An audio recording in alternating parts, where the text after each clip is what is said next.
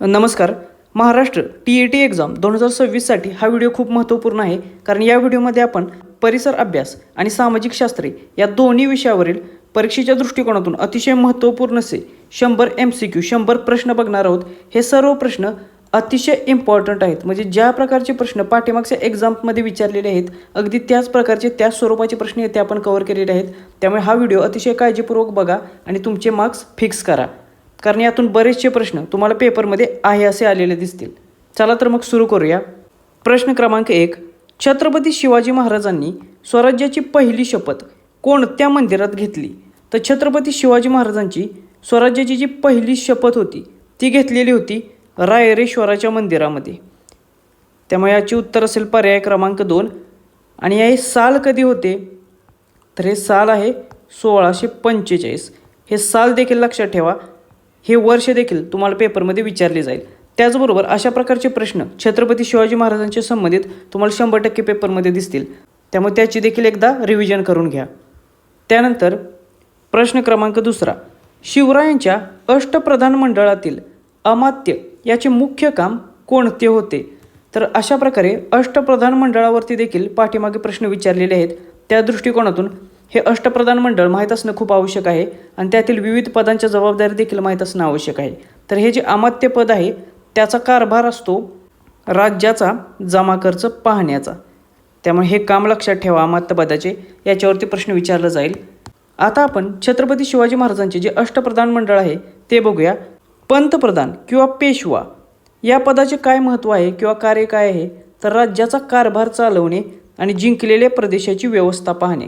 मग पहिले पेशवा किंवा पंतप्रधान कोण होते? तर मोरोपंत त्र्यंबक पिंगळे. ही नावे देखील लक्षात ठेवा, याच्यावरती देखील तुम्हाला प्रश्न विचारला जाईल. त्यानंतर आत्ताच आपण पाहिल्याप्रमाणे अमात्य किंवा मुजुमदार या पदाचे कार्य आहे राज्याचा सर्व जमा खर्च तपासणे आणि वित्तीय व्यवस्था सांभाळणे. आणि हे कोण होते? पहिले तर रामचंद्र निळकंठ बावडेकर हे, किंवा रामचंद्र निळकंठ मुजुमदार. त्यानंतर तिसरे पद आहे महत्त्वाचे, ते आहे सचिव पद किंवा सुरनीस. स्वराज्याचे पहिले सुरनीस कोण होते? तर अनाजी दत्तो हे. मग यांचं कार्य काय होतं? तर सरकारी आज्ञापत्र तयार करणे, पत्रांची भाषा तपासून त्यावरती मंजुरी देणे. त्यानंतर चौथे महत्त्वाचे पद आहे मंत्री किंवा वाकनीस. यांचे कार्य काय असते? तर महाराजांच्या खाजगी सुरक्षेची, भोजनाची तसेच दैनंदिन कार्यक्रमाची सोय ठेवणे आणि गुप्तहेर खाते सांभाळणे. मग पहिले मंत्री कोण होते? तर दत्तोजी त्र्यंबक वाकनीस हे. त्यानंतर पाचवे महत्त्वाचे पद आहे सेनापती, सरसेनापती किंवा सर नौबत हे. ते होते हंबीरराव मोहिते. मग यांचे कार्य काय होते? तर सैन्यात भरती करणे, लष्कराचे नेतृत्व करणे, राज्याचे संरक्षण करणे. त्यानंतरचे पद आहे सुमंत किंवा डबीर. ते कोण होते? तर रामचंद्र त्र्यंबक डबीर हे. यांचे कार्य होते परराज्याशी संबंध ठेवणे, परकीय वकिलांचे स्वागत करणे आणि परराष्ट्र धोरणाची अंमलबजावणी करणे किंवा ते ठरवणे. त्यानंतर 7वे आहे न्यायाधीश हे पद. या पदाचे कार्य आहे दिवाणी आणि फौजदारी अशा दोन्ही प्रकारच्या खटल्यांची न्यायनिवाडा करणे. आणि पहिले न्यायाधीश होते निराजी रावजी हे. त्यानंतर पंडितराव हे 8वे पद आहे अष्टप्रधान मंडळातील, आणि ते होते रघुनाथराव पंडितराव. आणि त्यांचे कार्य असायचे धार्मिक विधींचे आयोजन करणे, दानधर्म करणे आणि आचारांचे नियमन करणे. तर ही जी अष्टप्रधान मंडळातील 8 पदे आहेत, त्या 8 पदांवरती पहिली व्यक्ती जी विराजमान होते त्यांची नावे आणि यांचे कार्य लक्षात ठेवा, याच्यावरती 100% प्रश्न येईल. प्रश्न क्रमांक 3. बुधभूषणम या ग्रंथाची रचना कोणी केली? तर हा जो बुधभूषण किंवा बुधभूषणम हा ग्रंथ आहे तो लिहिलेला आहे स्वराज्याचे दुसरे छत्रपती छत्रपती संभाजी महाराज यांनी. त्यामुळे पर्याय क्रमांक 2 हे याचे योग्य उत्तर असेल. हा जो बुधभूषणम ग्रंथ आहे तो कोणत्या भाषेत होता असा देखील प्रश्न येऊ शकतो. तर हा आहे संस्कृत भाषेत. त्यानंतर हा कशाविषयीचा ग्रंथ आहे असा देखील प्रश्न येऊ शकतो. तर हा आहे राजनीतीविषयीचा ग्रंथ. म्हणजे याच्यावरती जी माहिती आहे या ग्रंथामध्ये ती आहे राजनीतीपर. त्यामुळे दोन्ही गोष्टी लक्षात ठेवा, याच्यावरती प्रश्न येईल. प्रश्न क्रमांक 4. सिंधू संस्कृतीमधील लोथल हे प्राचीन बंदर सध्या भारतातील कोणत्या राज्यात आहे? तर परीक्षेच्या दृष्टिकोनातून आपला जो प्राचीन इतिहास आहे तो देखील महत्त्वाचा आहे, त्याच्यावरती देखील प्रश्न विचारलेले आहेत. तर हा जे लोथल प्राचीन बंदर आहे ते आहे गुजरात या राज्यामध्ये. त्यामुळे याचे उत्तर आहे पर्याय क्रमांक 3 हे. प्रश्न क्रमांक 5. सातवाहन साम्राज्याची किंवा घराण्याची राजधानी खालीलपैकी कोणत्या ठिकाणी होती? तर महाराष्ट्रामध्ये जी काही पहिली महत्त्वाची राजघराणी होती त्याच्यापैकी एक असलेले हे सातवाहन राजघराणे आहे आणि याची राजधानी होती तेव्हाचे प्रतिष्ठान म्हणजे आत्ताची पैठण ही छत्रपती संभाजीनगर जिल्ह्यामधील. त्यामुळे पर्याय क्रमांक 1 हे याचे योग्य उत्तर असेल. प्रश्न क्रमांक 7. खालीलपैकी कोणत्या संताने भावार्थ दीपिका या ग्रंथाची रचना केली? तर अशा प्रकारे जे काही महत्त्वाचे ग्रंथ आहेत त्यांचे रचनाकार कोण आहेत त्याच्यावरती प्रश्न विचारले जातात. तर ही जी भावार्थ दीपिका आहे त्यालाच ज्ञानेश्वरी देखील म्हटलं जातं. मग या ज्ञानेश्वरी या पवित्र ग्रंथाची निर्मिती कोणी केलेली आहे? तर ते आहे संत ज्ञानेश्वर यांनी. त्यामुळे पर्याय क्रमांक 1 हे याचे योग्य उत्तर असेल. ही ज्ञानेश्वरी किंवा भावार्थ दीपिका कोणत्या भाषेत आहे? तर मराठी या प्राकृत भाषेमध्ये त्यांनी लिहिलेली आहे. प्रश्न क्रमांक 7. ग्रामपंचायतीचा प्रशासकीय प्रमुख कोण असतो? तर ग्रामपंचायतीचा प्रशासकीय प्रमुख असतो ग्रामसेवक हा. ग्रामसेवक हा ग्रामपंचायतीचा प्रशासकीय प्रमुख म्हणजेच सचिव असतो. मग ग्रामपंचायतीचा राजकीय प्रमुख कोण असतो? तर सरपंच हा ग्रामपंचायतीचा राजकीय प्रमुख असतो, हे देखील लक्षात ठेवा. त्याचबरोबर या ग्रामसेवकाला पगार कोणातर्फे दिला जातो? तर हा जिल्हा परिषदेचा पगारी अधिकारी किंवा नोकर आहे, हे लक्षात ठेवा. त्यानंतर प्रश्न क्रमांक 8. भारतीय संविधानानुसार शिक्षणाचा अधिकार राईट टू एज्युकेशन हा कोणत्या प्रकारचा अधिकार आहे? तर हा देखील प्रश्न तुम्हाला राज्यघटनेच्या दृष्टिकोनातून विचारला जाईल. तर हा जो शिक्षणाचा अधिकार आहे तो भारतीय संविधानातील कोणत्या कलमात आहे? तर हा आहे कलम 21 मध्ये. त्यामुळे हे कलम लक्षात ठेवा. याच्यावरती देखील 100% प्रश्न येऊ शकतो आणि ह्या कलम 21 अंतर्गत असल्यामुळे हा मूलभूत अधिकार मानला जातो. त्यामुळे याचे उत्तर आहे पर्याय क्रमांक 1 हे. आता हा मूलभूत अधिकार म्हणजे शिक्षणाचा अधिकार कलम 21 अंतर्गत भारतीय संविधानात कधी टाकण्यात आला? तर हा भारतीय संविधानात जी 86वी घटना दुरुस्ती झाली त्या 86व्या घटना दुरुस्तीनुसार 2002 मध्ये टाकण्यात आला. त्यामुळे ही 86वी घटना दुरुस्ती देखील लक्षात ठेवा, ही देखील पेपरमध्ये विचारली जाते. प्रश्न क्रमांक 9. महानगरपालिकेच्या मुख्य कार्यकारी अधिकाऱ्यास काय म्हटलं जातं? तर महानगरपालिकेचा जो मुख्य कार्यकारी अधिकारी म्हणजे प्रशासकीय प्रमुख असतो त्याला महानगरपालिकेचा आयुक्त किंवा म्युन्सिपल कमिशनर म्हटलं जातं. त्यामुळे या प्रश्नाचे उत्तर असेल पर्याय क्रमांक 3 हे. मग महानगरपालिकेचा राजकीय प्रमुख कोण? तर महापौर हा महानगरपालिकेचा राजकीय प्रमुख आहे. त्याचबरोबर हे जे महानगरपालिका आयुक्त असतात ते IAS दर्जाचे अधिकारी असतात. त्यामुळे त्यांचा दर्जा देखील लक्षात ठेवा, याच्यावरती देखील प्रश्न येतो. प्रश्न क्रमांक 10. बालहक्क संरक्षणासाठी भारतामध्ये कोणती हेल्पलाईन कार्यरत आहे? तर हा देखील परीक्षेच्या दृष्टिकोनातून अतिशय महत्त्वाचा असलेला प्रश्न आहे. बालहक्कांच्या संरक्षणासाठी जी 24 तास मोफत उपलब्ध असणारी आपत्कालीन राष्ट्रीय सेवा आहे, दूरध्वनी सेवा, ती आहे 1098 ही, जी केंद्रीय महिला आणि बाल विकास मंत्रालयाअंतर्गत चालवली जाते. त्यामुळे पर्याय क्रमांक 4 हे लक्षात ठेवा. याचा उपयोग अडचणीत सापडलेली जी बालके आहेत त्यांच्या मदतीसाठी होत असतो. प्रश्न क्रमांक 11. जिल्हा परिषदेच्या बैठकांचे अध्यक्षस्थान कोण भूषवतो? तर हा जो प्रश्न आहे तो परीक्षेच्या दृष्टिकोनातून महत्त्वपूर्ण आहे, कारण बऱ्याच जणांचं याच्यामध्ये कन्फ्युजन होतं की जिल्हा परिषदेच्या बैठकांचे अध्यक्षस्थान हा जिल्हा अधिकारी भूषवतो. तर हे चुकीचं आहे. जिल्हा परिषदेच्या बैठकांचे अध्यक्षस्थान हे जिल्हा परिषदेत लोकांच्या तर्फे निवडून दिलेला जिल्हा परिषदेचा जो अध्यक्ष आहे तो भूषवत असतो. त्यामुळे पर्याय क्रमांक 3 हे याचे योग्य उत्तर असेल. हा याचा राजकीय प्रमुख आहे जिल्हा परिषदेचा. तर जो मुख्य कार्यकारी अधिकारी आहे तो जिल्हा परिषदेचा प्रशासकीय प्रमुख असतो, हे लक्षात ठेवा. आणि ही जी जिल्हाधिकारी यंत्रणा आहे ती पूर्णपणे वेगळी यंत्रणा आहे. त्याच्यानंतर प्रश्न क्रमांक 12. महाराष्ट्रातील सर्वात उंच शिखर कळसुबाई हे कोणत्या जिल्ह्यामध्ये आहे? तर महाराष्ट्राचे सर्वात उंच शिखर कळसुबाई हे किती मीटर उंचीचे आहे असा प्रश्न विचारला जातो. तर या शिखराची उंची आहे 1646 मीटर एवढी. त्यामुळे उंची लक्षात ठेवा. मग हे कोणत्या जिल्ह्यात आहे? तर हे आहे अहमदनगर या जिल्ह्यामध्ये. त्यामुळे पर्याय क्रमांक 2 हे याचे योग्य उत्तर असेल. तुम्हाला परीक्षेत तालुका देखील विचारू शकतात, कोणत्या तालुक्यात आहे? तर हे आहे अहमदनगर जिल्ह्यातील अकोले या तालुक्यामध्ये. त्यामुळे हा तालुका देखील लक्षात ठेवा. प्रश्न क्रमांक 13. क्षेत्रफळाच्या दृष्टीने महाराष्ट्रातील सर्वात मोठा जिल्हा कोणता आहे? तर महाराष्ट्रातील सर्वात मोठा जिल्हा आहे अहमदनगर हा जिल्हा. त्यामुळे पर्याय क्रमांक 2 हे याचे योग्य उत्तर असेल. मग तुम्हाला परीक्षेत प्रश्न येऊ शकतो की महाराष्ट्रामधील सर्वात लहान जिल्हा कोणता आहे? तर महाराष्ट्रातील सर्वात लहान जिल्हा आहे मुंबई शहर जिल्हा हा. त्यामुळे दोन्ही प्रश्न लक्षात ठेवा, सर्वात मोठा कोणता आणि सर्वात छोटा कोणता किंवा लहान कोणता, याच्यावरती प्रश्न विचारला जातो. प्रश्न क्रमांक 14, खालीलपैकी कोणती नदी ही अरबी समुद्राला जाऊन मिळते? तर अरबी समुद्राला जाऊन मिळणारी म्हणजेच कोणत्या प्रकारची नदी? तर पश्चिमी वाहिनी नदी आपल्याला शोधायची आहे. परीक्षेच्या दृष्टिकोनातून पश्चिमी वाहिनी नद्या आणि पूर्व वाहिनी नद्या याच्यावरती नेहमी प्रश्न विचारला जातो. तर दिलेल्या पर्यायांपैकी गोदावरी, कृष्णा आणि भीमा या तिन्ही नद्या पूर्व वाहिनी नद्या आहेत. म्हणजेच ह्या कोणत्या समुद्राला जाऊन मिळतात? तर या बंगालच्या उपसागराला जाऊन मिळतात.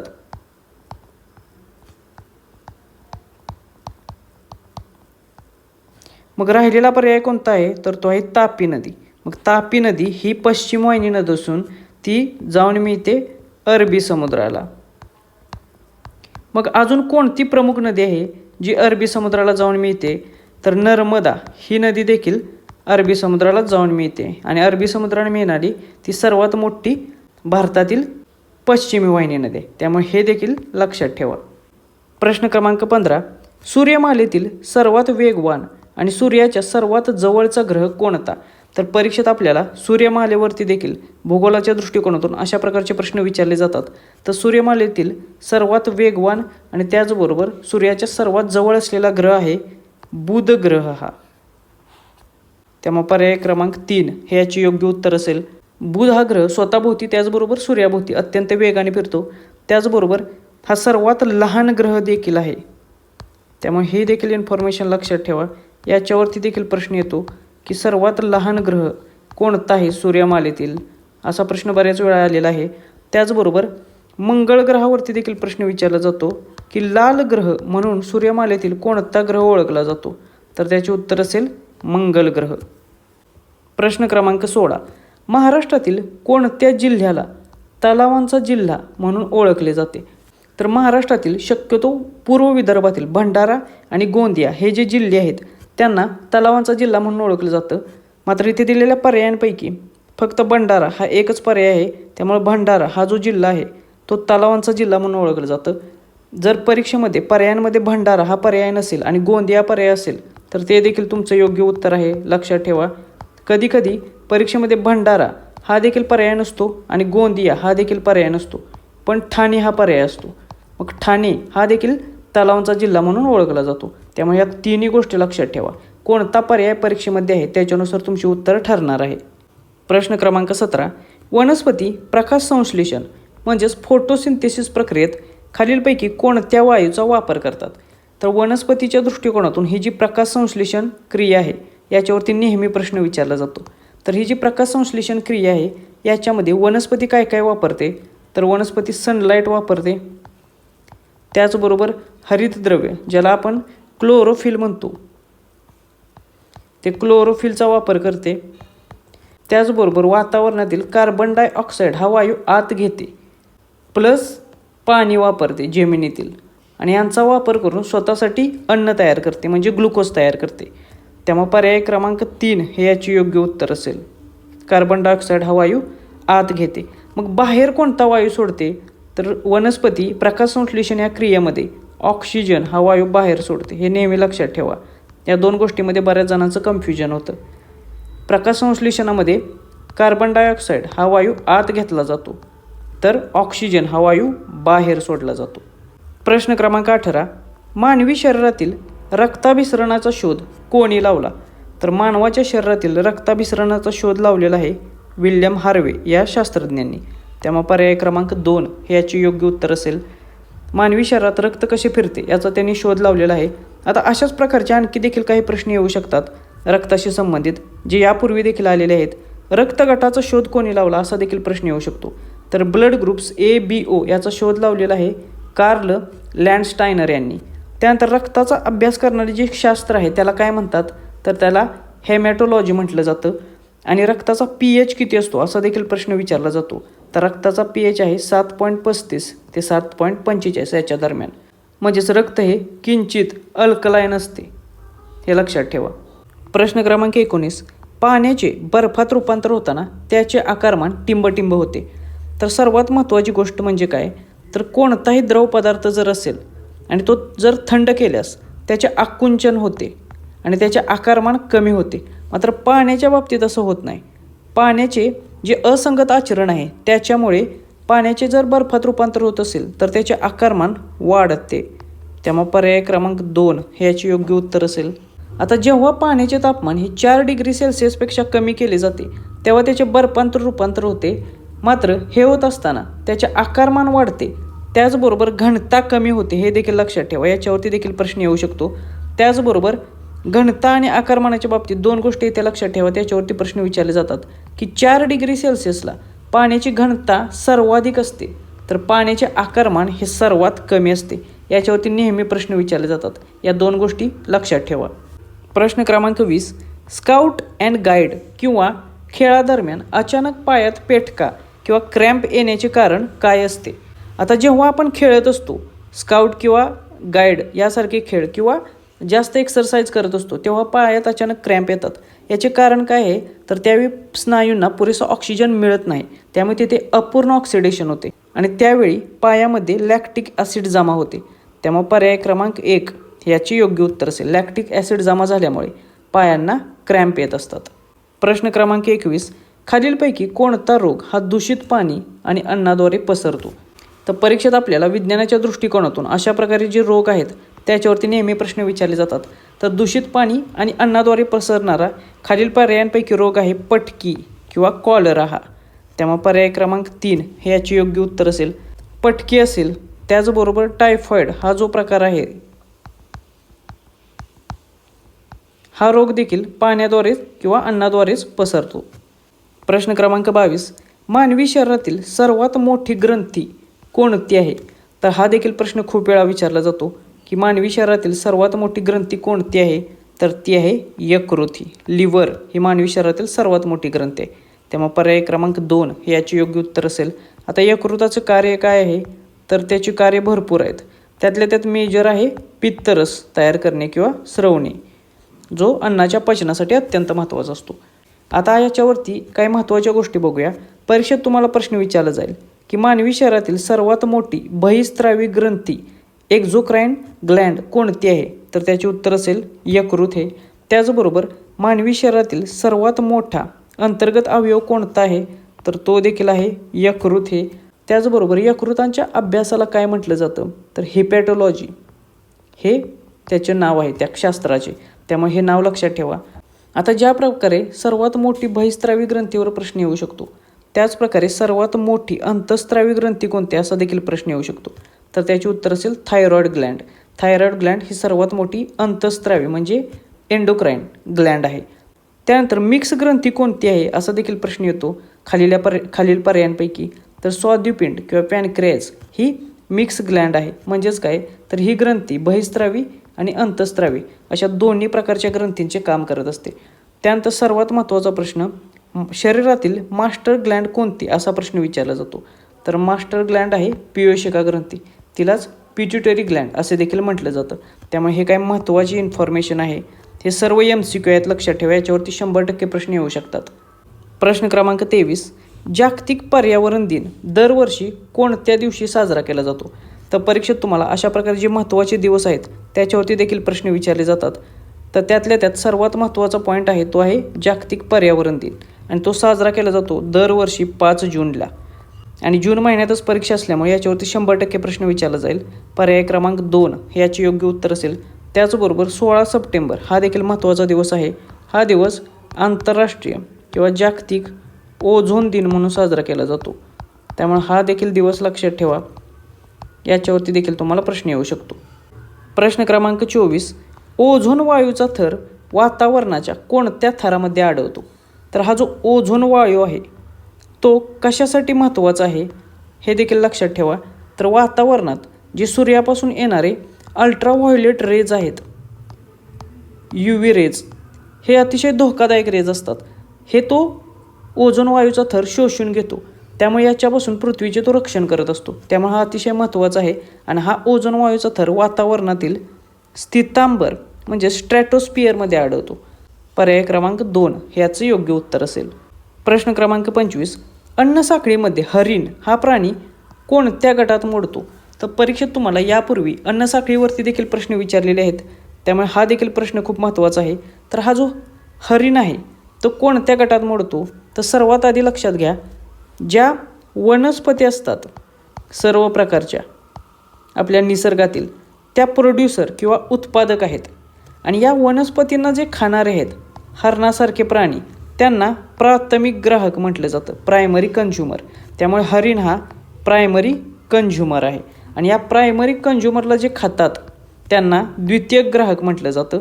आणि जे मेलेल्या जनावरांची किंवा वनस्पती किंवा प्राण्यांचे विघटन करतात त्या सूक्ष्मजीवांना विघटक म्हटलं जातं. त्यामुळे हे जो क्रम आहे तो लक्षात ठेवा. प्रश्न क्रमांक 26, चिपको आंदोलनाचे जनक म्हणून कोणाला ओळखले जाते? तर जी चिपको मूवमेंट आहे त्याच्यावरती देखील खूप वेळा प्रश्न विचारलेला आहे. तर या चिपको आंदोलनाचे जनक आहेत सुंदरलाल बहुगुणा. त्यामुळे पर्याय क्रमांक 2 हे याचे योग्य उत्तर होते. उत्तराखंड या राज्यामधील झाडे वाचवण्यासाठी स्थानिक जे सामाजिक कार्यकर्ते आहेत सुंदरलाल बहुगुणा, त्यांनी हे आंदोलन केले होते, ज्यामध्ये त्यांनी झाडांना मिठी मारून झाडे वाचवण्यासाठी प्रयत्न केलेले. प्रश्न क्रमांक 27, प्राथमिक स्तरावर परिसर अभ्यास हा विषय शिकवण्याचा मुख्य उद्देश कोणता असावा? तर अशा प्रकारचे देखील प्रश्न परीक्षेमध्ये विचारले जात आहेत. तर हा जो परिसर अभ्यास विषय शिकवण्याचा मुख्य उद्देश काय आहे? तर मुलाला आपल्या सभोवतालच्या सृष्टीची, समाजाची ओळख करून देऊन त्याच्याबद्दल त्याच्या मनामध्ये संवेदनशीलता निर्माण करणे, त्याबद्दल संरक्षणाची भावना जागृत करणे हा याचा मुख्य उद्देश आहे. त्यामुळे पर्याय क्रमांक 2 हे याचे योग्य उत्तर असेल. प्रश्न क्रमांक 28, इयत्ता पहिली व दुसरीला स्वतंत्रपणे परिसर अभ्यास हा विषय नसल्याचे कारण काय आहे? तर साधारणतः जो NCF 2005 किंवा पुनर्रचित जो अभ्यासक्रम आहे त्याच्यानुसार परिसर अभ्यास हा विषय भाषा आणि गणित या विषयांमध्येच एकात्मिक पद्धतीने समाविष्ट केलेला आहे आणि त्याच्या माध्यमातून त्याचे धडे मुलांना दिले जातात. त्यामुळे पर्याय क्रमांक 2 हे याचे योग्य उत्तर असेल. प्रश्न क्रमांक 29, परिसर अभ्यासाच्या अध्यापनात क्षेत्रभेट म्हणजे फील्ड ट्रिप ही सर्वात महत्त्वाची किंवा प्रभावी पद्धत का मानली जाते? तर ऑब्व्हियसली जेव्हा आपण फील्ड भेट किंवा क्षेत्रभेटी करतो त्यामुळे याच्यातून विद्यार्थ्यांना प्रत्यक्ष अनुभव घेता येतात, डायरेक्ट एक्सपिरियन्स करता येतात गोष्टींचे. आणि त्याच्यातून पुस्तकातील जे ज्ञान आहे ते त्यांना प्रत्यक्ष डोळ्यांनी पाहता येतं. तिथे गेल्यानंतर स्वअनुभवातून त्या विद्यार्थ्यांना शिकता येतं आणि त्याच्यामुळे जो अनुभव त्यांना मिळतो तो कायमस्वरूपी लक्षात राहतो. त्यामुळे ही क्षेत्रभेट महत्त्वाची आहे. प्रश्न क्रमांक 30, खालीलपैकी कोणती पद्धत परिसर अभ्यास शिकवण्यासाठी विद्यार्थी केंद्रित किंवा स्टुडंट सेंटर्ड पद्धत म्हणून मानली जाईल? तर परिसर अभ्यास शिकवण्यासाठी विद्यार्थी केंद्रित किंवा स्टुडंट सेंटर्ड पद्धत जी आहे ती आहे प्रकल्प पद्धती, प्रोजेक्ट मेथड. त्यामुळे पर्याय क्रमांक 2 हे याचे योग्य उत्तर असेल. या प्रकल्प पद्धतीमध्ये विद्यार्थी स्वतः सक्रिय राहतात, माहिती गोळा करतात, त्याच्यातून ते वेगवेगळे प्रयोग करू शकतात आणि या प्रयोग करता करता माहिती गोळा करता स्वतःच्या अनुभवातून ते शिकत असतात. त्यामुळे ही पूर्णपणे विद्यार्थी केंद्रित आणि ॲक्शन बेस किंवा कृतीयुक्त ही पद्धत आहे. प्रश्न क्रमांक 31, खालीलपैकी कोणत्या महसूल पद्धतीमध्ये थेट शेतकऱ्यांशी महसुलाचा करार केला जात असे? तर परीक्षेमध्ये याच्यावरती 100% प्रश्न विचारले जातात, कारण पाठीमागच्या परीक्षेमध्ये देखील याच्यावरती प्रश्न विचारलेले आहेत. तर अशी कोणती महसूल पद्धत आहे की ज्याच्यामध्ये थेट शेतकऱ्यांशीच महसुलाचा करार केला जातो? तर याला म्हटलं जातं रयतवारी पद्धत. त्यामुळे याचे उत्तर आहे पर्याय क्रमांक 2 हे. आता परीक्षेच्या दृष्टिकोनातून कायमधारा पद्धत, रयतवारी पद्धत आणि महालवारी पद्धत या तिन्ही खूप महत्त्वाच्या आहेत. त्यामुळे या तिन्ही एक एक करून आपण बघूया. आता सुरुवातीला कायमधारा पद्धत की जिला जमीनदारी पद्धत असे देखील म्हटलं जातं हे लक्षात घ्या. तर याचा जनक कोण आहे? तर लॉर्ड कॉर्नवॉलिस या ब्रिटिश अधिकाऱ्याने ही सुरू केलेली. सुरुवात झाली 1793. कोठे सुरू झाली? तर उत्तर भारतातील बंगाल, बिहार आणि ओडिसा या प्रांतामध्ये ती सुरू करण्यात आलेली. आणि याचं वैशिष्ट्य काय आहे? तर ब्रिटिश सरकारने जमिनीचा जो मालकी हक्क आहे तो जमीनदारांना दिलेला आणि जो महसुलाचा दर आहे तो कायमस्वरूपी ठेवण्यात आलेला आणि त्यामुळे याला कायमधारा पद्धत असं देखील म्हटलं जातं. त्यामुळे ही सगळी इन्फॉर्मेशन लक्षात ठेवा, याच्यावरती प्रश्न येतो. त्यानंतर दुसरी महत्त्वाची आहे रयतवारी पद्धत. ज्याचे जनक आहेत थॉमस मनरो आणि कॅप्टन अलेक्झांडर रीड ही. त्यांनी कधी सुरुवात केली तर 1820ला. कोठे? तर प्रामुख्याने मद्रास आणि मुंबई प्रांतात. हे आपल्या भागातील असल्यामुळे याच्यावरती परीक्षेत प्रश्न येतो. आणि याचे वैशिष्ट्य काय तर याच्यामध्ये जमीनदारासारखा कोणताही मध्यस्थ नाही आहे, तर सरकार थेट शेतकऱ्यांशीच महसुलाचा करार करत असे. मात्र याच्यातही महसुलाचा जो दर असायचा तो खूप जास्त आणि अन्यायकारक असायचा.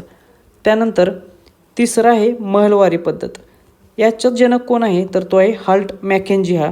याची सुरुवात झाली 1822ला उत्तर भारतातील पंजाब, मध्य प्रांत आणि आग्रा या भागामध्ये. जिथे कायमधारा पद्धत नव्हती त्या ठिकाणी महालवारी ही पद्धत राबवली गेली. ही देखील खूप महत्त्वाची आहे, कारण याच्यामध्ये महाल म्हणजेच संपूर्ण गाव किंवा एका ग्राम समुदायाला एक घटक मानलं जायचं आणि या ग्राम समुदायाच्या प्रमुखासोबत महसुलाचा करार केला जायचा. म्हणजे संपूर्ण गावासाठीच याच्यामध्ये करार केला जायचा. त्यामुळे हे देखील लक्षात ठेवा, याच्यावरती देखील प्रश्न येऊ शकतो. प्रश्न क्रमांक 32. छत्रपती शिवाजी महाराजांच्या अष्टप्रधान मंडळातील सचिव किंवा सुरनीस या पदाचे मुख्य कर्तव्य कोणते? तर आपण मागाशीच बघितलेलं की सचिव किंवा सुरनीस या पदाचे मुख्य कर्तव्य काय आहे तर सरकारी आज्ञापत्रे तयार करणे हे याचे मुख्य कार्य आहे आणि पत्रांची भाषा तपासून त्यावर मंजुरी देणे. त्यामुळे पर्याय क्रमांक 3 हे याचे योग्य उत्तर असेल. प्रश्न क्रमांक 33. अमृत बाजार पत्रिका हे वृत्तपत्र कोणी सुरू केले? तर हे जे वृत्तपत्र आहे ते कोणत्या भागातील आहे तर हे बंगाल प्रांतातील वृत्तपत्र. त्यामुळे हे लक्षात ठेवा. मग हे सुरू कोणी केले तर शिशिर कुमार घोष आणि त्यांचे भाऊ मोतीलाल घोष या 2 भावांनी हे वृत्तपत्र सुरू केलेले. त्यामुळे पर्याय क्रमांक 1 याचे योग्य उत्तर असेल. हे कधी सुरू करण्यात आले तर हे सुरू केलेले 1868 साली. त्यामुळे साल देखील कदाचित विचारू शकतात. त्याचबरोबर परीक्षेत आणखीन एक प्रश्न विचारला जातो की व्हर्नॅक्युलर प्रेस ॲक्ट या अन्यायकारक कायद्यापासून वाचण्यासाठी कोणत्या वृत्तपत्राने आपले वृत्तपत्र हे रातोरात इंग्रजी भाषेत छापायला सुरू केले? तर याचे उत्तर आहे अमृत बाजार पत्रिका आहे. त्यामुळे हे देखील लक्षात ठेवा. प्रश्न क्रमांक 34. प्राचीन भारतातील घटिका म्हणजे काय? तर प्राचीन भारतामध्ये जो पल्लव राजवंश आहे दक्षिण भारतातील, त्याचबरोबर जो चोळ राजवंश आहे, या राजवंशाच्या काळामध्ये दक्षिण भारतामध्ये साधारणतः ही जी घटिका आहे याचा अर्थ उच्च शिक्षणाची केंद्रे म्हणून घेतला जात असेल किंवा वैदिक शिक्षणाची केंद्रे. त्यामुळे पर्याय क्रमांक 2 हे याचं योग्य उत्तर असेल. प्रश्न क्रमांक 35. 1857च्या उठावादरम्यान कानपूर येथून उठावाचे नेतृत्व कोणी केले? तर 1857च्या उठावावरती अशा स्वरूपाचा फिक्स प्रश्न तुम्हाला येतो. तर हे जे कानपूरचे उठाव होते त्याचे नेतृत्व केलेले नानासाहेब पेशवे आणि तात्या टोपे यांनी. त्यामुळे पर्याय क्रमांक 3 हे याचे योग्य उत्तर असेल. त्याचबरोबर बेगम हजरत महल यांनी कोणत्या उठावाचे नेतृत्व केलेले? तर लखनौमधल्या उठावाचे. त्यामुळे हे देखील लक्षात ठेवा. प्रश्न क्रमांक 36. सत्यशोधक समाज याची स्थापना महात्मा ज्योतिराव फुले यांनी कोणत्या वर्षी केली? तर परीक्षेत महात्मा ज्योतिबा फुले यांच्यावरती नेहमी प्रश्न विचारला जातो हा. तर सत्यशोधक समाजाची स्थापना केली महात्मा फुले यांनी 1873ला. त्यामुळे पर्याय क्रमांक 1 हे याचे योग्य उत्तर असेल. कोठे केली असा देखील प्रश्न येतो, तर ती त्यांनी पुणे येथे केली. प्रश्न क्रमांक 37. सम्राट अशोकाचे बहुतांश शिलालेख हे कोणत्या लिपीत कोरलेले आहेत? तर सम्राट अशोकाचे जे शिलालेख आहेत ते बहुतांश करून ब्राह्मी लिपीमध्ये कोरलेले आहेत. आणि हे कोणत्या भाषेत आहेत साधारणतः? तर ते प्राकृत भाषेत आहेत. हे लक्षात घ्या. प्राकृत भाषेत ब्राह्मी लिपीमध्ये ते बहुतांश आहेत. तर जे काही वायव्य भारतामध्ये पाकिस्तान अफगाणिस्तानच्या भागामध्ये जे आहेत शिलालेख ते खरोष्टी लिपीमध्ये आहेत. हे देखील लक्षात असू द्या. प्रश्न क्रमांक 38. खालीलपैकी कोणाला भारतीय असंतोषाचे जनक असे म्हटले जाते? तर लोकमान्य बाळ गंगाधर टिळक म्हणजेच लोकमान्य टिळक यांना भारतीय असंतोषाचे जनक म्हणून ओळखले जाते. हे त्यांना कोणी म्हटले? तर हे त्यांना व्हॅलेंटाईन चिरोल या ब्रिटिश लेखकाने म्हटले. त्यामुळे हे लेखकाचे नाव देखील लक्षात ठेवा. परीक्षेत प्रश्न विचारला जातो याच्यावरती देखील. व्हॅलेंटाईन चिरोलचे एक पुस्तक आहे इंडियन अनरेस्ट. या पुस्तकामध्ये तो म्हणतो की भारतामध्ये जो काही असंतोष वाढत आहे त्याचे जनक आहेत लोकमान्य बाळ गंगाधर टिळक हे. प्रश्न क्रमांक 39. स्वदेशी चळवळीचे अधिकृत घोषणा केव्हा आणि कोठे झाली? तर जो काही बंगालचा विभाजन करण्याचा निर्णय ब्रिटिश सरकारने घेतलेला त्याला विरोध म्हणून ही स्वदेशी चळवळ सुरू झालेली आणि याची अधिकृत घोषणा ही 7 ऑगस्ट 1905ला कलकत्ता टाउन हॉलमध्ये करण्यात आली. त्यामुळे पर्याय क्रमांक 1 हे याचे योग्य उत्तर असेल. प्रश्न क्रमांक 40, गुलामगिरी हा ग्रंथ खालीलपैकी कोणी लिहिला? तर हा जो प्रसिद्ध ग्रंथ आहे तो देखील महात्मा ज्योतिबा फुले यांनीच लिहिलेला आहे. त्यामुळे याचे उत्तर आहे पर्याय क्रमांक 2. हा ग्रंथ त्यांनी कधी लिहिला? तर साधारणतः 1873मध्ये लिहिलेला आहे. हा जो गुलामगिरी ग्रंथ आहे तो लिहिल्यानंतर त्यांनी अमेरिकेतील जो कृष्णवर्णीय गुलाम आहेत त्यांच्या मुक्तीसाठी लढणाऱ्या लोकांना हा त्यांनी समर्पित केलेला. त्यामुळे हे देखील लक्षात असू द्या. प्रश्न क्रमांक 41, पृथ्वीच्या अंतरंगातील सियाल आणि सायमा या थरांना वेगळी करणारी जी विलकता आहे तिला काय म्हटलं जातं? तर परीक्षेत आपल्याला पृथ्वीच्या अंतरंगावरती एक तरी प्रश्न अशा स्वरूपाचा विचारला जातो आणि थोडेसे डिफिकल्ट प्रश्न आहेत. त्यामुळे ह्या प्रश्नाची उत्तरे ज्याला आली त्याची मार्क्स वाढणार आणि पास होण्याची शक्यता आणखीन वाढणार. त्यामुळे हे जे सियाल आणि सायमा हे जे दोन थर आहेत यांना विलग करणाऱ्या भागाला काय म्हटलं जातं? तर याला कॉनरेड विलकता म्हटलं जातं. त्यामुळे पर्याय क्रमांक 3 हे याचे योग्य उत्तर असेल. त्याचबरोबर भूकवच आणि प्रावरण यांना अलग करणाऱ्या भागाला काय म्हटलं जातं थराला? तर त्याला मोहविलकता म्हटलं जातं. प्रावरण आणि गाभा यांना अलग करणाऱ्या भागाला गटेनबर्ग विलकता म्हटलं जातं आणि बाह्य गाभा आणि अंतर्गाभा यांना वेगळ्या करणाऱ्या भागाला लेहमन विलकता म्हटलं जातं. तर या ज्या 4 आहेत त्याच्यावरती प्रश्न येऊ शकतात. प्रश्न क्रमांक 42, जागतिक प्रमाणवेळ आणि भारतीय प्रमाणवेळ याच्यामध्ये किती तासांचा फरक आहे? तर ग्रीनविच मेरिडियन टाईम आणि इंडियन स्टँडर्ड टाईम याच्यामध्ये साधारणतः 5.5 तासाचा फरक आहे. म्हणजेच काय? तर भारतीय प्रमाणवेळ ही जागतिक प्रमाणवेळेच्या 5.5 तासांनी पुढे आहे. त्यामुळे पर्याय क्रमांक 2 हे याचे योग्य उत्तर असेल. प्रश्न क्रमांक 43, खालीलपैकी कोणते वली किंवा घडीचे पर्वत पाश्चात्य पर्वत प्रणालीचे उदाहरण नाहीत? तर दिलेल्या पर्यायांपैकी जे हिमालय, आल्प्स आणि रॉकीज हे जे पर्वत आहेत ते वली पर्वत आहेत किंवा घडीचे पर्वत आहेत, हे लक्षात ठेवा. तर हा जो सातपुडा पर्वत आहे तो वली पर्वत नाही आहे, तर तो गट पर्वत आहे किंवा याला अविशिष्ट पर्वत देखील म्हटलं जातं.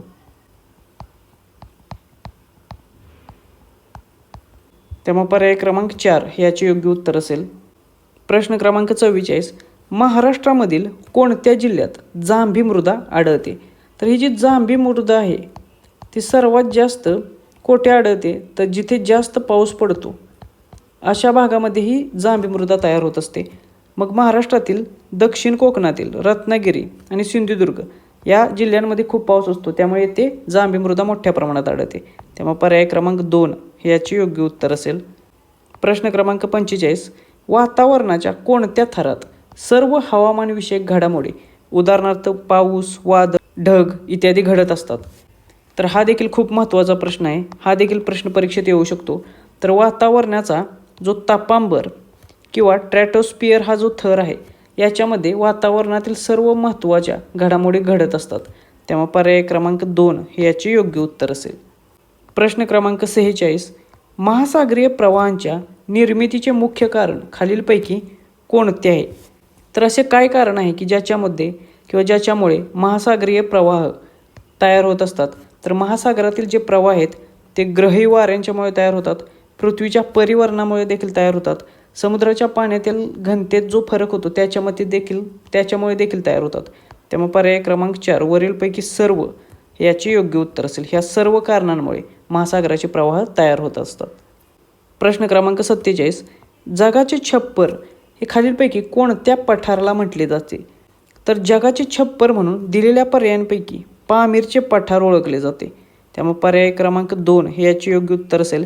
पामीरचे पठार हे खूप उंच आहे, त्याचबरोबर खूप विस्तीर्ण आहे, त्यामुळे याला रूफ ऑफ द वर्ल्ड म्हणून ओळखले जाते. त्याचबरोबर जर पामीरचे पठार हे पर्यायांमध्ये नसेल आणि पर्यायांमध्ये जर तिबेटचे पठार असेल हा ऑप्शन, तर तिबेटचे पठार हे देखील तुमचे योग्य उत्तर असेल. पण केव्हा? जेव्हा पामीरचे पठार हे पर्यायांमध्ये नसेल तेव्हा. प्रश्न क्रमांक 48, अँडीज ही जगातील सर्वात लांब पर्वत श्रेणी खालीलपैकी कोणत्या खंडात स्थित आहे? तर वेगवेगळ्या खंडांवरती देखील अशा स्वरूपाचे प्रश्न येऊ शकतात त्याच्या प्राकृतिक रचनेवरती. तर ही जी अँडीज पर्वत श्रेणी आहे ती कोठे आहे? तर ते आहे दक्षिण अमेरिकेमध्ये. त्यामुळे पर्याय क्रमांक 3 हे याचे योग्य उत्तर असेल.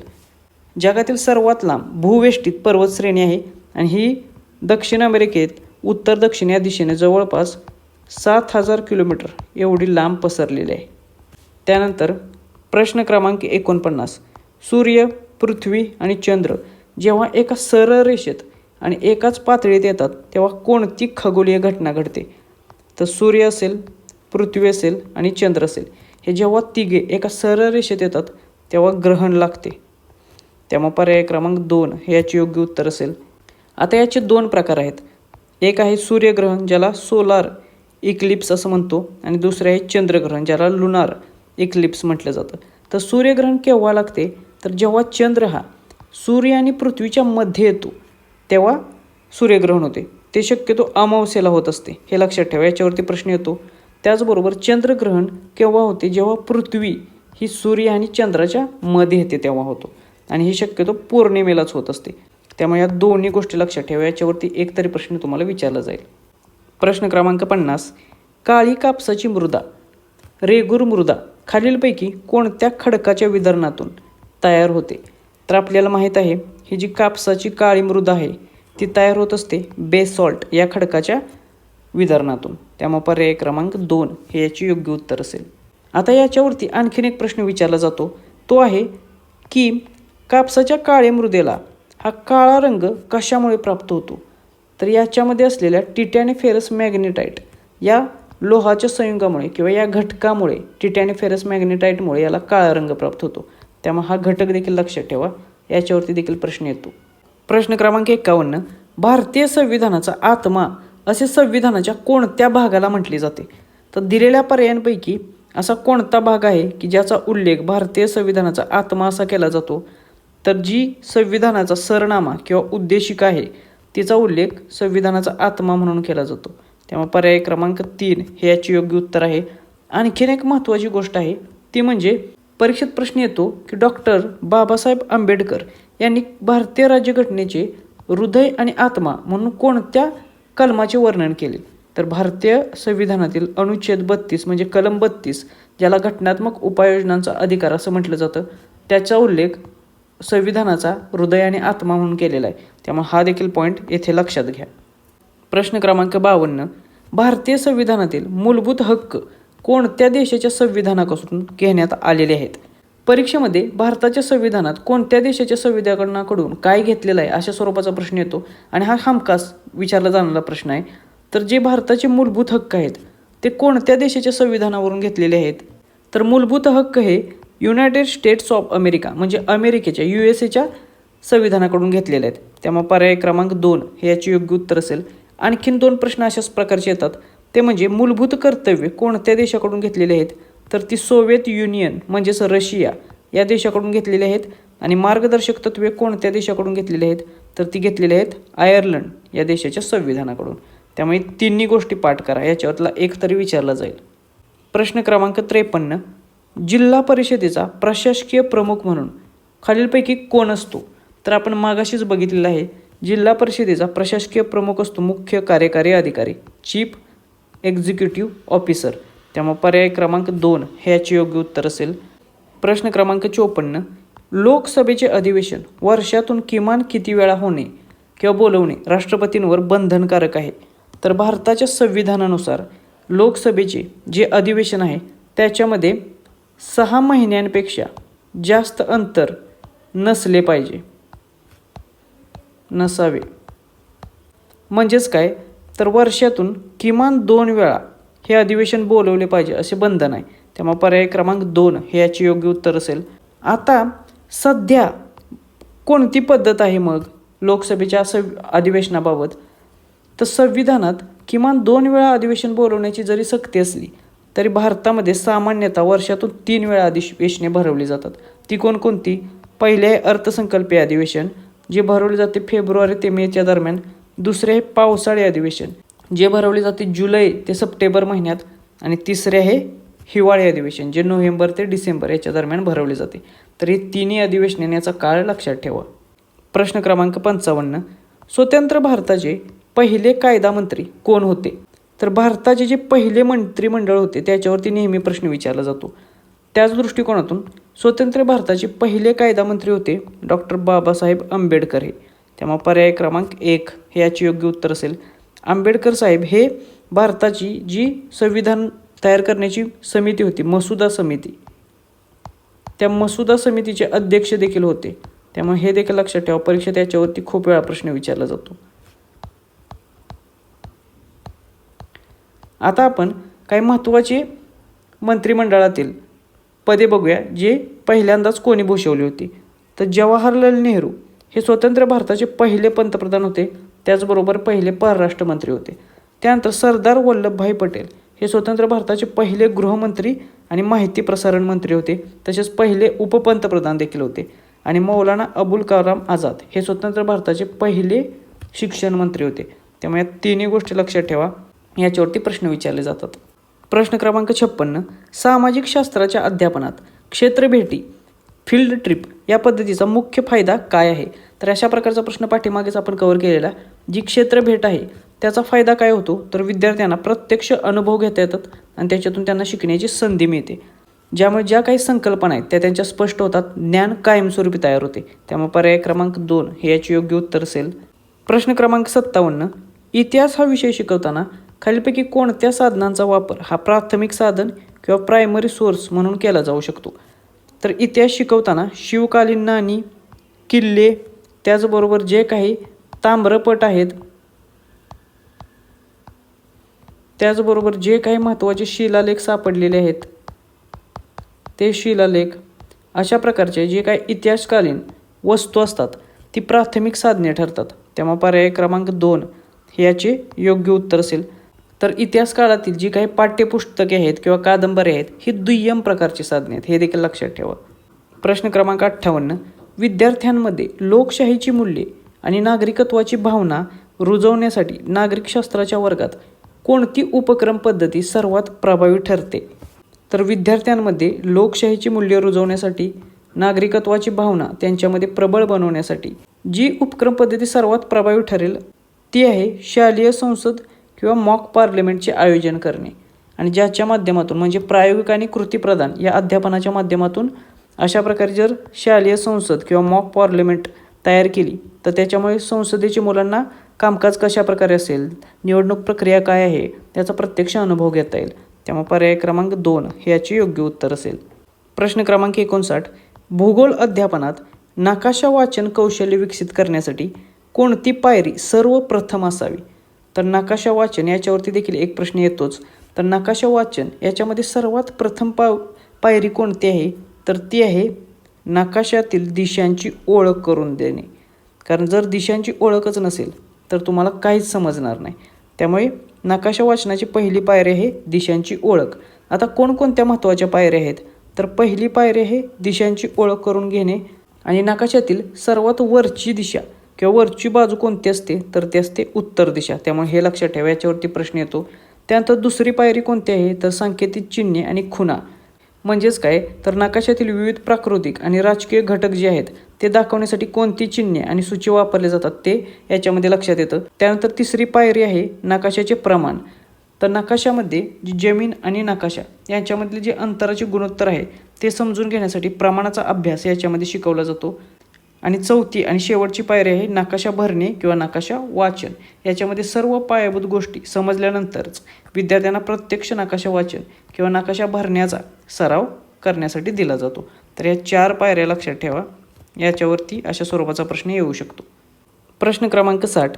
सामाजिक शास्त्रात सतत आणि सर्वकष मूल्यमापन करताना शिक्षकाने कशावर भर दिला पाहिजे? तर एक गोष्ट इथे लक्षात घेतली पाहिजे, सतत आणि सर्वकष मूल्यमापन याचा अर्थ विद्यार्थ्यांचा केवळ बौद्धिक विकासच नव्हे तर विद्यार्थ्यांचा सामाजिक, भावनिक आणि कौशल्यपूर्ण विकास तपासणे हा आहे. त्यामुळे विद्यार्थ्यांचे संकलित, रचनात्मक, वर्तन बदल या सर्वांचे सातत्यपूर्ण मूल्यमापन करणे याच्यावरती सतत आणि सर्वकष मूल्यमापनात शिक्षकाने भर दिला पाहिजे. जेणेकरून विविध उपक्रमांच्या माध्यमातून सातत्याने मूल्यमापन करता येईल. तेव्हा पर्याय क्रमांक 3 याचे योग्य उत्तर असेल. प्रश्न क्रमांक 61. कांसची किंवा ब्रॉन्झची भांडी तयार करण्यासाठी कोणत्या धातूंच्या मिश्रणाचा वापर केला जातो?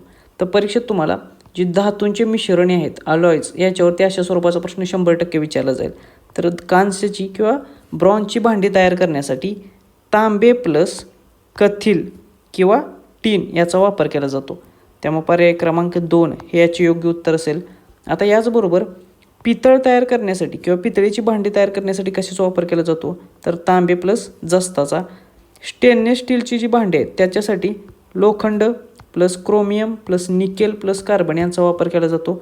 जर्मन सिल्वरसाठी कशाचा वापर केला जातो? तर तांबे प्लस जस्त प्लस निकेल. तर हे काही महत्त्वाचे संमिश्र आहेत ते लक्षात ठेवा, याच्यावरती अशा स्वरूपाचा प्रश्न येतो. प्रश्न क्रमांक 62. अणूच्या तिसऱ्या कक्षेमध्ये एम शेलमध्ये जास्तीत जास्त किती इलेक्ट्रॉन सामावले जाऊ शकतात? तर कोणत्या कक्षेत किती इलेक्ट्रॉनची संख्या आहे मॅक्झिमम हे शोधण्यासाठी एक सूत्र आहे, ते आहे 2n² हे. आणि याच्यामध्ये एनमध्ये कक्षेचा क्रमांक असतो. तर आपल्याला तिसरी कक्षेत किती असतात इलेक्ट्रॉन जास्तीत जास्त ते विचारलेलं आहे. त्यामुळे 2 × 3 वर्ग, मग 3 वर्ग होतो 9, त्यामुळे 2 × 9 आणि 9 दुनी 18. त्यामुळे तिसऱ्या कक्षेत मॅक्झिमम 18 एवढे इलेक्ट्रॉन असू शकतात. प्रश्न क्रमांक 63. महाराष्ट्र या घटक राज्याची सीमा एकूण किती राज्ये किंवा केंद्रशासित प्रदेशांना संलग्न आहे? तर महाराष्ट्र राज्याची जी सीमा आहे ती एकूण 6 राज्ये आणि 1 केंद्रशासित प्रदेश, म्हणजे एकूण जर आपण बघितलं तर 7 राज्ये आणि केंद्रशासित प्रदेशांना संलग्न आहे. त्यामुळे पर्याय क्रमांक 1 हे याचे योग्य उत्तर असेल. प्रश्न क्रमांक 64. खालीलपैकी कोणते घटक हे जैविक घटकांमध्ये बायोटिक फॅक्टर्समध्ये मोडत नाहीत? तर आता एक एक पर्याय आपण बघूया. वनस्पती आणि प्राणी हे जैविक घटक आहेत का? तर आहेत. सूक्ष्मजीव हा देखील जैविक घटक आहे. बुरशी हे देखील जैविक घटक आहे. सूर्यप्रकाश हा जैविक घटक आहे का? तर नाही. तापमान हा जैविक घटक आहे का? तर नाही. हे भौतिक घटक आहेत किंवा अजैविक घटक आहेत. त्यामुळे पर्याय क्रमांक 3 हे याचे योग्य उत्तर असेल. प्रश्न क्रमांक 65. खालील पर्यायांपैकी समाजसुधारक आणि त्यांनी स्थापन केलेल्या संस्था यांची अयोग्य जोडी कोणती? तर एक एक जोडी आपण बघूया. परीक्षेमध्ये तुम्हाला समाजसुधारकावरती नेहमी प्रश्न येतो, फिक्स स्वरूपाचा प्रश्न येतो. त्याचबरोबर त्यांनी स्थापन केलेल्या संस्थावरती देखील एकतरी प्रश्न फिक्स असतो. त्यामुळे हे चारही जे पर्याय आहेत ते खूप महत्त्वाचे आहेत, ते पाठ करा. राजा राममोहन रॉय यांनी कोणती संस्था स्थापन केली? ब्राह्मो समाज, हे बरोबर आहे. पंडित ईश्वरचंद्र विद्यासागर यांनी कोणती संस्था स्थापन केली? तर आर्य समाज, हे बरोबर आहे का? तर चूक.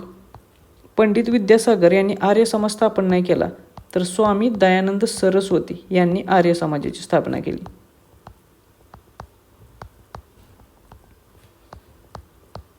हे पाठ करा जर माहीत नसेल तर.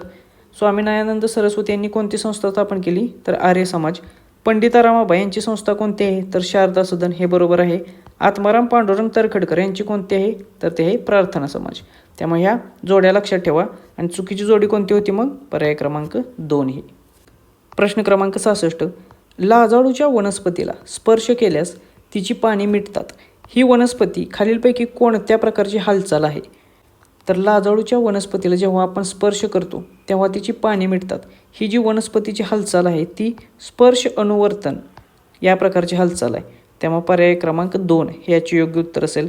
वनस्पतीची प्रकाश अनुवर्ती हालचाल, जलानुवर्ती हालचाल, रसायन अनुवर्ती हालचाल, ह्या चारही बघून घ्या. याच्यावरती देखील अशाच प्रकारचा उदाहरण देऊन प्रश्न येऊ शकतो. प्रश्न क्रमांक 67. खालीलपैकी निसर्गतःच विघटनासाठी सर्वात जास्त कालावधी लागणारा पदार्थ कोणता आहे? तर निसर्गामध्ये वेगवेगळे जे पदार्थ असतात त्यांना किंवा त्यांचे विघटन होण्यासाठी नैसर्गिकरित्या त्यांना लागणारा कालावधी प्रत्येकाचा कमी जास्त असतो. मात्र सर्वात जास्त कालावधी दिलेल्या पर्यायांपैकी कोणत्या घटकाला लागतो? तर तो आहे प्लॅस्टिकच्या पिशव्या. प्लॅस्टिकच्या पिशव्याचे विघटन होण्यासाठी हजारो वर्षाचा कालावधी लागतो. त्यामुळे हा सर्वाधिक कालावधी घेणारा घटक आहे. प्रश्न क्रमांक 68. अणूच्या केंद्रकामध्ये खालीलपैकी कोणते कण असतात? तर अणूचा जो केंद्रक आहे त्याच्यामध्ये प्रोटॉन असतात आणि न्यूट्रॉन असतात, हे 2 घटक असतात. त्यामुळे पर्याय क्रमांक 3 हे याचे योग्य उत्तर असेल. प्रश्न क्रमांक 69. खालीलपैकी कोणते विधान हे अधातूंच्या म्हणजे नॉन मेटल्सच्या बाबतीत योग्य आहे. आता आपण एक एक विधान बघूया. सर्व अधातू हे चमकदार असतात, हे बरोबर आहे का? तर चूक आहे. अधातू चमकदार नसतात. त्यानंतर आयोडीन हा असा अधातू आहे ज्याला चकाकी असते, तर बरोबर, हा अपवाद आहे. अधातू हे चमकदार नसतात, मात्र आयोडीन हा असा अधातू आहे जो किंवा ज्याला चकाकी असते. तेव्हा पर्याय क्रमांक 2 हे याचं योग्य उत्तर असेल. त्यानंतर अधातू हे उष्णतेचे सुवाहक असतात का? तर नाही, ते उष्णतेचे सुवाहक नसतात. त्यानंतर अधातू वर्धनीय असतात का? तर नाही, अधातू वर्धनीयता हा गुणधर्म दाखवत नाहीत. प्रश्न क्रमांक 70. लोकहितवादी या टोपण नावाने कोणत्या समाजसुधारकाने शतपत्रे लिहिली? तर हे देखील एक महत्त्वाचे समाजसुधारक आहेत लोकहितवादी. त्यांचं नाव काय आहे? तर गोपाळ हरी देशमुख. त्यामुळे पर्याय क्रमांक 2 हे याचे योग्य उत्तर असेल. गोपाळ हरी देशमुख यांनी लोकहितवादी या टोपण नावाने कोणत्या वर्तमानपत्रात किंवा साप्ताहिकात शतपत्रे लिहिले असा देखील प्रश्न येऊ शकतो. तर त्यांनी प्रभाकर या साप्ताहिकासाठी किंवा साप्ताहिकामध्ये शतपत्रे ही प्रकाशित केलेली. प्रश्न क्रमांक 71. Hindustan socialist Republic association HSRA या क्रांतिकारी संघटनेची स्थापना कोणी केली? तर हा देखील खूप महत्त्वाचा प्रश्न आहे, कारण क्रांतिकारी संघटनेवरती देखील परीक्षेत प्रश्न विचारला जातो. आणि हिंदुस्तान सोशलिस्ट रिपब्लिक असोसिएशन ही जी क्रांतिकारी संघटना आहे ती स्थापन केली चंद्रशेखर आझाद आणि भगतसिंग यांनी. त्यामुळे पर्याय क्रमांक 1 हे याचे योग्य उत्तर असेल. कोठे स्थापना झाली याची? तर याची स्थापना झाली दिल्लीमधील जी फिरोजशाह कोटला मैदान आहे तेथे. कधी? तर 1928 साली. त्यामुळे साल देखील लक्षात ठेवा. प्रश्न क्रमांक 72. मराठ्यांचे स्वातंत्र्ययुद्ध या काळात औरंगजेबाविरुद्ध प्रखर संघर्ष करणाऱ्या आणि देवदत्त कवीने ज्यांचे शौर्य भद्रकालीसारखे वर्णिले आहे त्या महाराणी कोण होत्या? तर छत्रपती राजाराम महाराजांच्या मृत्यूनंतर महाराणी ताराबाई यांनी अत्यंत मुत्सद्दीपणे मुघलांविरुद्ध स्वातंत्र्य लढा जो झाला त्याचे नेतृत्व केलेले. त्यामुळे पर्याय क्रमांक 1 हे याचे योग्य उत्तर असेल. कवी देवदत्त यांनी यांचेच वर्णन भद्रकाली म्हणून केलेले आहे. प्रश्न क्रमांक 73. सापुतारा हे थंड हवेचे ठिकाण गुजरातमध्ये आहे, तर पाल हे थंड हवेचे ठिकाण महाराष्ट्रातील कोणत्या जिल्ह्यात आहे? तर लक्षात घ्या, सापुतारा कुठे आहे? तर ते आहे गुजरातमध्ये. तर पाल हे थंड हवेचे ठिकाण आहे महाराष्ट्रातील जळगाव जिल्ह्यामध्ये. त्यामुळे पर्याय क्रमांक 2 हे याचे योग्य उत्तर असेल. हे कोणत्या पर्वतरांगेत आहे? तर हे आहे सातपुडा पर्वतरांगेत. त्यामुळे हे रांग देखील लक्षात असू द्या. त्याचबरोबर महाराष्ट्रातील जे काही महत्त्वाची थंड हवेची ठिकाणे आहेत ती देखील बघून घ्या, त्याच्यावरती देखील एकतरी प्रश्न येऊ शकतो. प्रश्न क्रमांक 74. अयोग्य जोडी ओळखा. येथे पर्वतरांग आणि उंच शिखर त्या पर्वतरांगेतील दिलेले आहे, त्याची अयोग्य जोडी आपल्याला ओळखायची आहे. अरवली पर्वतातील सर्वोच्च शिखर कोणते आहे? तर ते आहे गुरु शिखर, हे बरोबर आहे. पश्चिम घाटातील सर्वोच्च शिखर कोणते आहे? तर ते आहे अनयमुडी, हे देखील बरोबर आहे. महाराष्ट्रातील सर्वोच्च शिखर कोणते आहे? तर ते आहे कळसुबाई, हे देखील बरोबर आहे. मग सातपुडामधील सर्वोच्च शिखर अस्तंभ आहे का? तर हे चुकीचं आहे. तर सातपुडामधील सर्वोच्च शिखर अस्तंभ नाही, तर ते आहे धूपगड, जे मध्य प्रदेशमध्ये. त्यामुळे पर्याय क्रमांक 2 याचे योग्य उत्तर असेल. प्रश्न क्रमांक 75. ऐतिहासिक संदर्भाने पुरा या शब्दाचा योग्य अर्थ खालीलपैकी कोणता आहे? तर पुरा या शब्दाचा योग्य अर्थ होतो वाडी किंवा वस्ती किंवा नगर किंवा गाव अशा ठिकाणी, अशा स्वरूपात. त्यामुळे पर्याय क्रमांक 3 हे याचे योग्य उत्तर असेल. प्रश्न क्रमांक 76.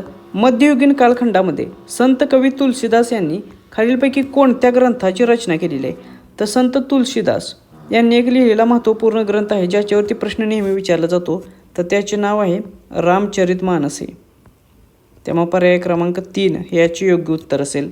त्याचबरोबर नाट्यशास्त्र कोणी लिहिले असा देखील प्रश्न येऊ शकतो, तर हे लिहिलेले आहे भरत मुनींनी.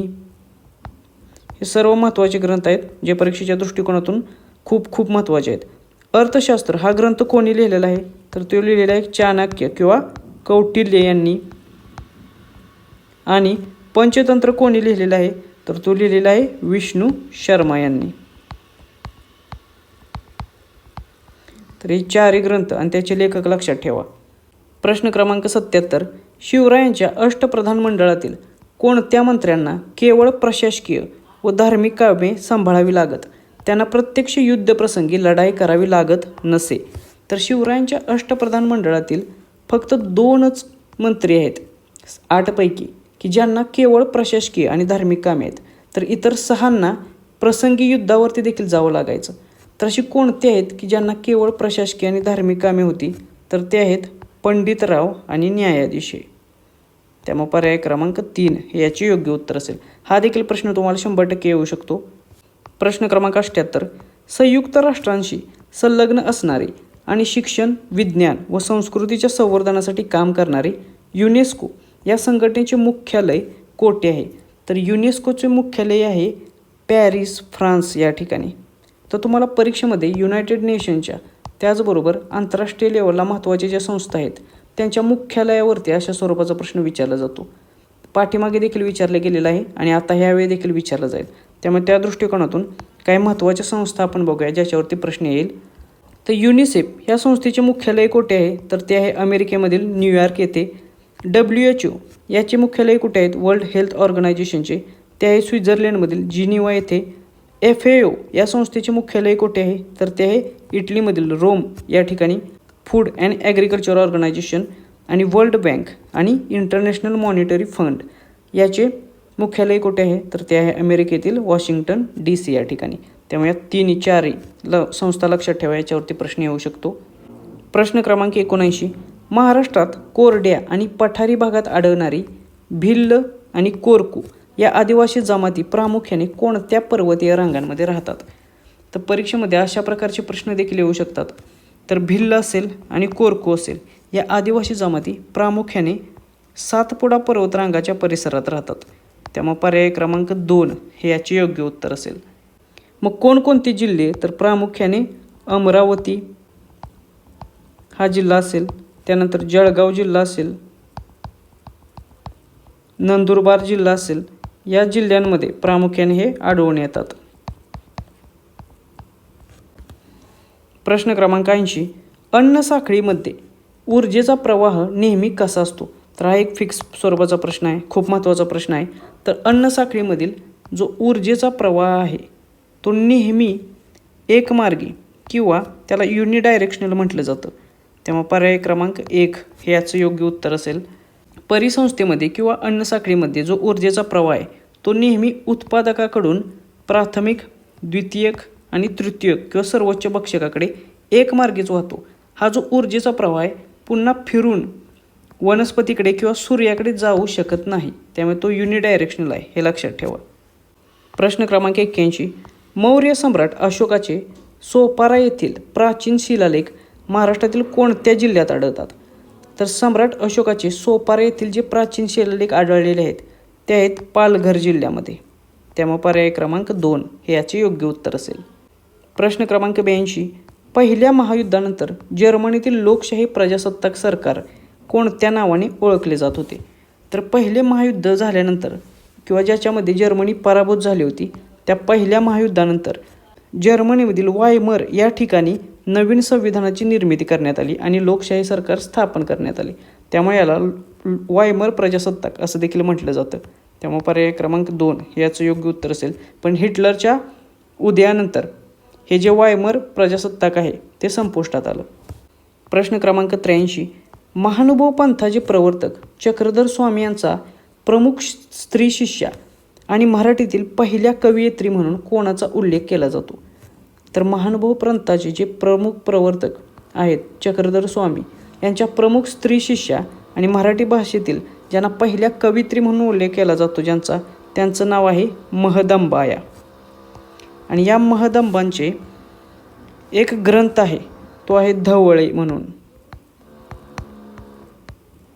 आणि हा जो धवळे ग्रंथ मराठीतील पहिला स्त्रीलिखित ग्रंथ म्हणून देखील ओळखला जातो. त्यामुळे ही देखील इन्फॉर्मेशन लक्षात ठेवा, याच्यावरती देखील प्रश्न येऊ शकतो. प्रश्न क्रमांक 84, भारतीय राज्यघटनेतील न्यायालयीन पुनर्विलोकन हे वैशिष्ट्य कोणत्या देशाच्या संविधानातून प्रेरित आहे? तर न्यायालयीन पुनर्विलोकन हे जे एक महत्त्वाचे वैशिष्ट्य आहे भारतीय न्यायव्यवस्थेतील किंवा भारतीय संविधानाने दिलेले, की ज्याचा अर्थ काय? तर संसदेने एखादा कायदा केला तर तो केलेला कायदा राज्यघटनेशी सुसंगत आहे की नाही हे तपासण्याचा अधिकार न्यायालयांना असतो. आणि ही संकल्पना भारताने अमेरिकेच्या राज्यघटनेवरून घेतलेली आहे. त्यामुळे याचे उत्तर आहे पर्याय क्रमांक 3 हे. प्रश्न क्रमांक 85. दुसऱ्या महायुद्धाच्या काळात आझाद हिंद सेनेच्या झाशीची राणी या महिला पथकाचे नेतृत्व कोणी केले? तर हा सोपा प्रश्न आहे. आझाद हिंद सेना ज्याचे प्रमुख कोण होते? तर ते होते सुभाषचंद्र बोसे. आणि त्यांनी स्थापन केलेल्या झाशीच्या राणी पथकाचे जे महिला पथक होते त्याचे नेतृत्व केले कॅप्टन लक्ष्मी स्वामीनाथन किंवा सेहगल यांनी. तेव्हा पर्याय क्रमांक 1 याचं योग्य उत्तर असेल. प्रश्न क्रमांक 86. इसवी सनाच्या पहिल्या शतकात कंबोडियामध्ये स्थापन झालेल्या फुनान या प्राचीन राज्यावर कोणत्या भारतीय राजवंशाच्या सांस्कृतिक प्रभाव जास्त होता?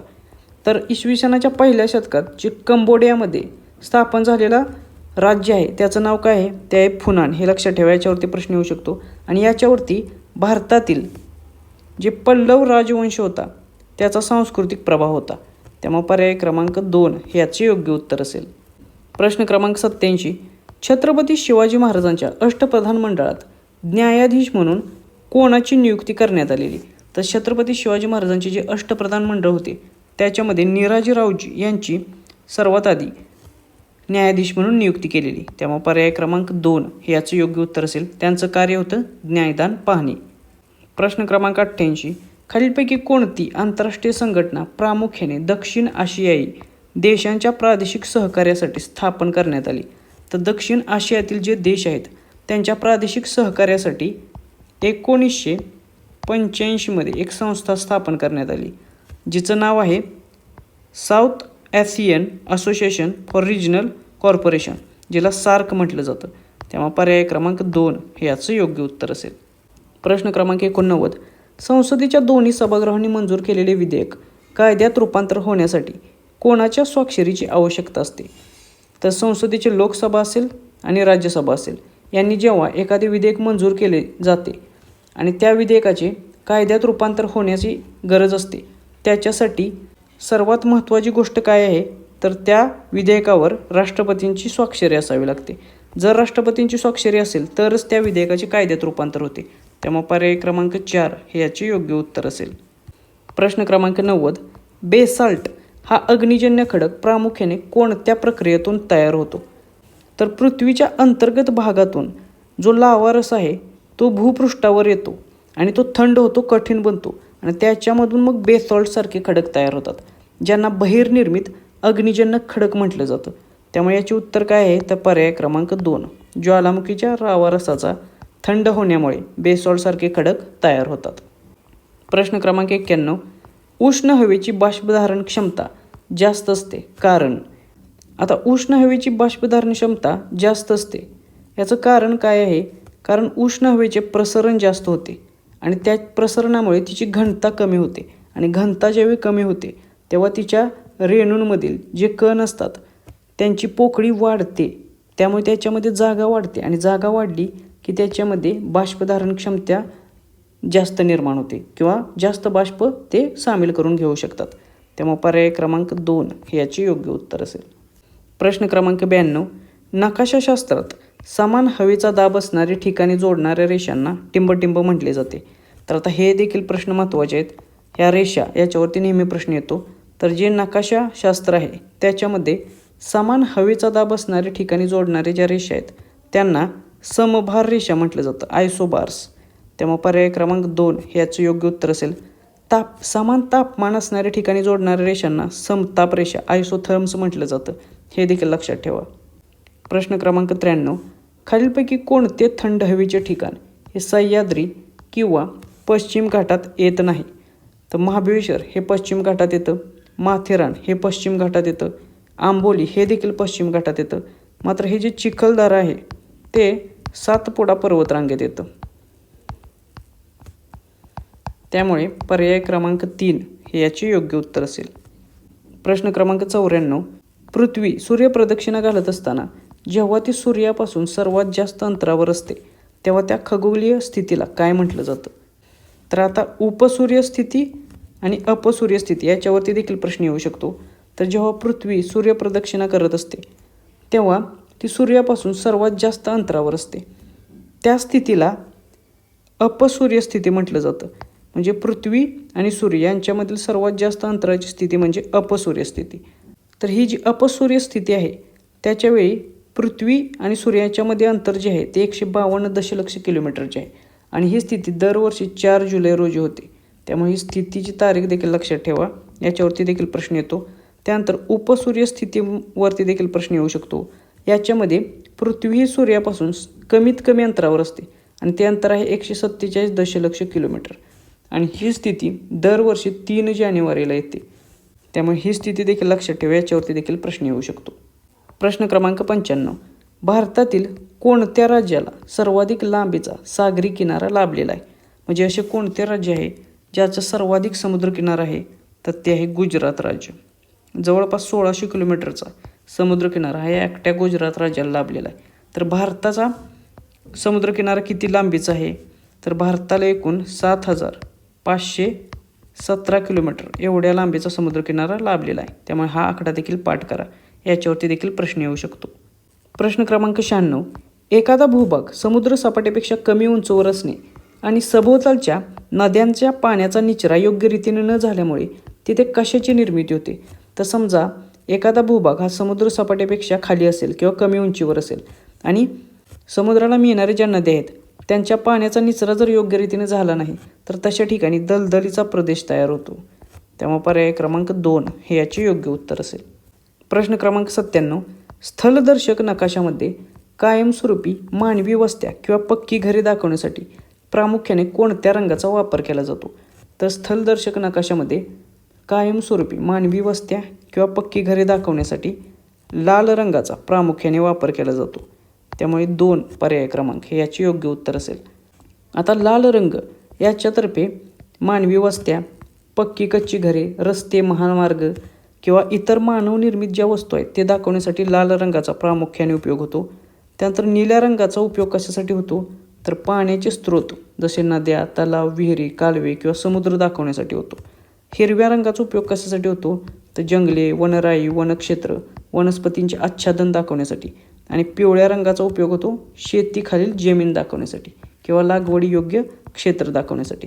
तर हे नकाशातील काही महत्त्वाचे रंग आहेत हे लक्षात ठेवा. प्रश्न क्रमांक 98. भारताच्या मध्यातून जाणारे आणि भारताला 2 हवामान विभागांमध्ये विभागणारे महत्त्वाचे अक्षवृत्त कोणते? तर भारताच्या मध्यामधून कोणते अक्षवृत्त जाते?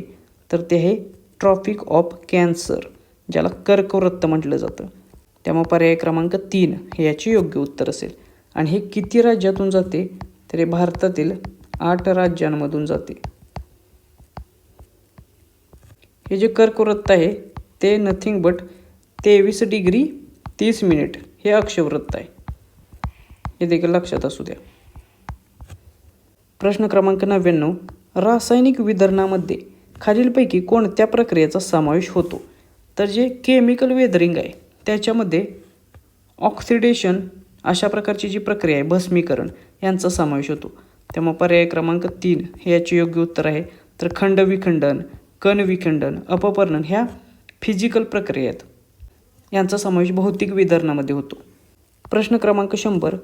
कोणत्याही देशात साक्षरतेचे प्रमाण वाढल्यानंतर आणि जन्मदर आणि मृत्यूदर दोन्ही घटल्यानंतर लोकसंख्येची वाढ कशी होईल? तर हा देखील खूप महत्त्वाचा प्रश्न आहे, खूप सुंदर प्रश्न आहे. कोणताही देश असो त्या देशामध्ये जर साक्षरतेचे प्रमाण वाढले म्हणजे जास्तीत जास्त लोकसंख्या साक्षर झाली आणि त्या देशामध्ये जन्मदर कमी झाला आणि मृत्यूदर देखील कमी झाला तर लोकसंख्येची वाढ ही नगण्य होईल किंवा लोकसंख्या स्थिर होईल. त्यामुळे पर्याय क्रमांक 2 हे याचे योग्य उत्तर असेल. त्यामुळे लोकसंख्या जास्त साक्षर झाल्यामुळे जन्मदर कमी होईल, कमी जन्मदर असल्यामुळे लोक जन्माला येण्याची संख्या कमी होईल आणि मृत्यूदर देखील कमी असल्यामुळे जास्त मृत्यूंची संख्या देखील कमी होईल. त्यामुळे जी वाढ असेल ती नगण्य असेल किंवा स्थिर स्वरूपाची असेल. तर अशा रीतीने आपण परीक्षेच्या दृष्टिकोनातून 100 अतिशय महत्त्वाचे MCQ बघितलेले आहेत. हे सर्व MCQ परीक्षेच्या दृष्टिकोनातून अतिशय महत्त्वाचे आहेत. यातील 100% काही प्रश्न तुम्हाला पेपरमध्ये विचारले जातील. याचा निश्चितच फायदा तुम्हाला परीक्षेसाठी झालेला दिसेल. त्यामुळे याची अतिशय चांगले रिव्हिजन करा. तुम्हाला परीक्षेसाठी all the very best. Thank you.